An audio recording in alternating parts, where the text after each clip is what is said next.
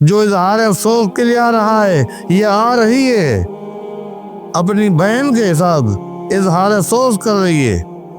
भाई भाई के पास आ रहा है इजहार अफसोस के लिए। उनको क्या कहना चाहिए? उनको तसल्ली देनी चाहिए।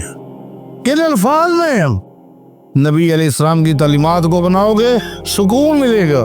उनको कहना चाहिए इन्ना लिल्लाहि मा अख़ज़ा व लहू मा आता व कुल्लु शैइन इंदहु बिअजलिन मुसम्मा।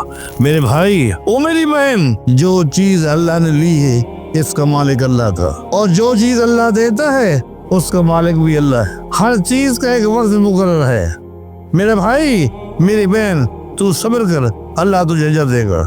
ये अल्फाज है, ये मुबारक अल्फाज, इन्ना लिल्लाहि मा अख़ज़ा व लहू मा आता व कुल्लु शैइन इंदहु बिअजलिन मुसम्मा। ये अल्फाज किसको आते हैं?